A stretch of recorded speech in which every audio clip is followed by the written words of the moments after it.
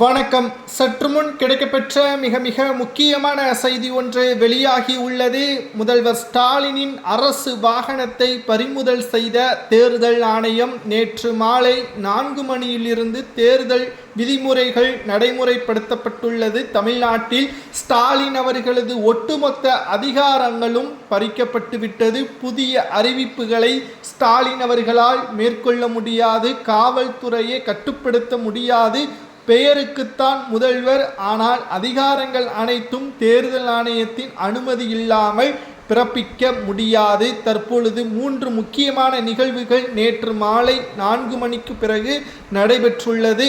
அரசு நிகழ்ச்சிகளை நடத்தக்கூடாது, அரசு வாகனங்களை ஸ்டாலின் அவர்கள் பயன்படுத்தக்கூடாது, தேர்தல் பிரச்சாரத்திற்கு அரசு வாகனங்களை உபயோகிக்கக்கூடாது, அரசு ஊழியர்களை தேர்தலுக்காக பயன்படுத்தவே தனிப்பட்ட முறையில் அவர்களது கட்சியை வெற்றியடைய வைப்பதற்கு பயன்படுத்தவே கூடாது என்பதையும் தேர்தல் ஆணையம் நேற்று மாலை தெள்ளத்தெளிவாக வெளியிட்டுள்ளது.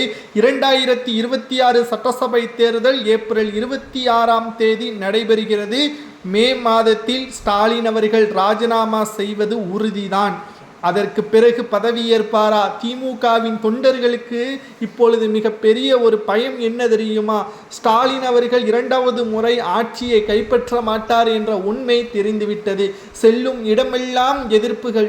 எங்களது பகுதியில் எம்எல்ஏ என்பது திமுக என்று நாங்கள் வெற்றியடையும் பொழுதுதான் கேள்விப்பட்டோம். ஆனால் 5 ஆண்டுகள் முடிவடைந்து விட்டது. எங்களது ஊரில் உள்ள கனிம வளங்கள் காணும், எங்களது ஊரின் வளர்ச்சியை காணும்.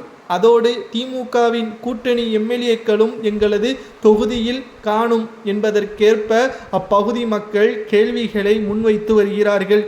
என்னதான் இவர்கள் போட்டோ ஷூட்டை நடத்தி விளம்பரம் செய்தாலும் மக்கள் போடுகின்ற அந்த ஓட்டுக்கள் தான் ஸ்டாலின் தலையெழுத்தை மாற்றக்கூடியதாக அமைய போகிறது. தற்பொழுது அரசு வாகனங்கள் அனைத்தும் பறிமுதல் செய்யப்பட்டு வருவதால் அவரது புகைப்படங்கள் தலைமைச் செயலகத்தில் இருந்து அகற்றப்பட்டுள்ளது, வெளியே தூக்கி வீசப்பட்டுள்ளது. மேலும் ஸ்டாலின் அவர்களது முடிவுகள் தன்னிச்சையாக இருக்கக்கூடாது என்பதையும் தேர்தல் ஆணையம் வெளியிட்டுள்ளது. மேலும் 5 ஆண்டுகள் திமுகவின் ஆட்சி மக்களுக்கு நல்லது செய்திருந்தால் பணத்தை கொடுக்க வேண்டும் என்ற எண்ணம் ஏன் வரப்போகிறது? உங்களை அரியணையில் அமர்த்தியது மக்கள்தான். அவர்களுக்கு கொஞ்சம் மனசாட்சியுடன் நிதிகளை ஒட்டுமொத்தமாக செய்திருந்தால் நிச்சயம் திமுகவை வெற்றியடைந்திருக்கும்.